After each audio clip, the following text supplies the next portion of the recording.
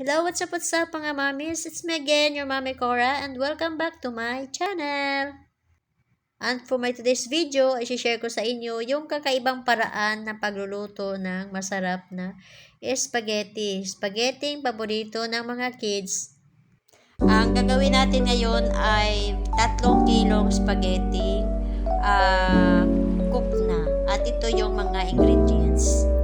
Spaghetti sauce, ito po yung nasa lata. Gatas, evaporada. Pwede rin tayong gumamit dito ng isang kondensada at isang cream densada.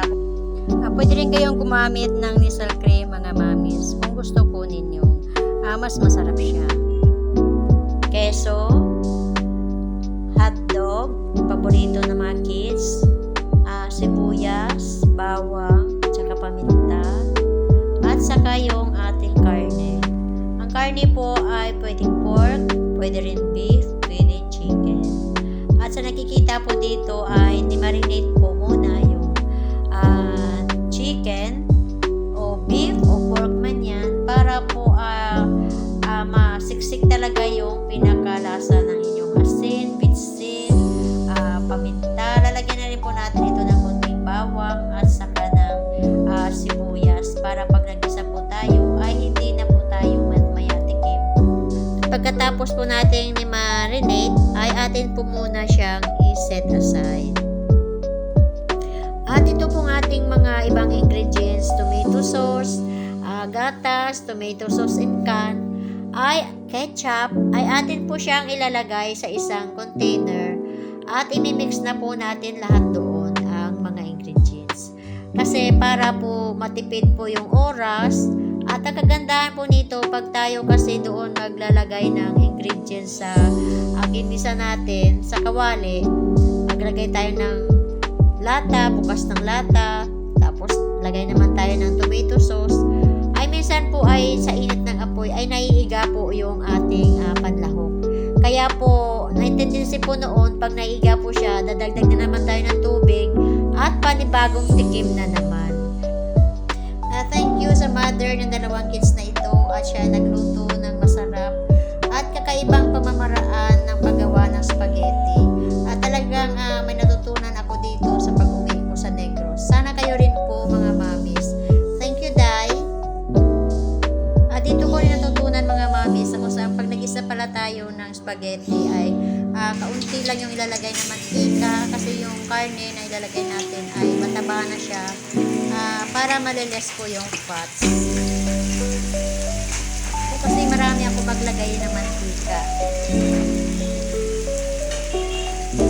Kailangan lutong-lutong po yung bawang, brown na brown para po mabango ang ating ginisang karne. At pagkaluto na po siya, ay tsaka natin ilagay yung hotdog. At kung bago pa po kayo sa aking channel, please subscribe po kung nagustuhan ninyo. At i-like nyo na rin po. Thank you po. For business naman po, ganitong way din po para madali. At saka i-lessen na lang ninyo yung bawasan ninyo ng mga ingredients para hindi naman po masyadong magasto. O you see mga mamis, talagang very maganda itong ganitong style ng pagluluto kasi sabay-sabay yung mga lahok. Hindi yung isa-isa na pagbubuhos mo doon sa kawali. Antayin pong kumulo at saka po kailangan kulong-kulong po siya bago natin ilalagay yung pasta. At sa paglalagay mga mamis ng pasta ay kailangan konti-konti lang. Huwag po natin ilalagay lahat para madali po siyang haluin. At yung sauce po ay makasigurado tayong naka-mix lahat siya doon sa pasta. Lalagyan na rin po natin dito ng keso para po malasahan at tumimtim po yung lasa ng keso doon sa spaghetti. Dahil maluluto po siya at sigurado po malalasahan natin talaga na mayroong keso. O you see mga mamis, sa tingin pa lang ay talagang napakasarap na at tsak na magugustuhan ng mga kids itong spaghetti. Dahil hindi po siya iga, kundi siya ay masabaw. Talagang very delicious tingnan, akakaakit. At talagang matutuwa po yung mga kids pag naghain tayo ng ganitong kasarap na spaghetti. Sa looks pa lang, masarap na. At try nyo po yung ganitong way of cooking spaghetti mga mamis. At kasal man, birthdays man, anniversaries, at talaga pong napakaluan gumawa ng spaghetti. At dagdag na lang po yung cheese sa taas, pampaganda.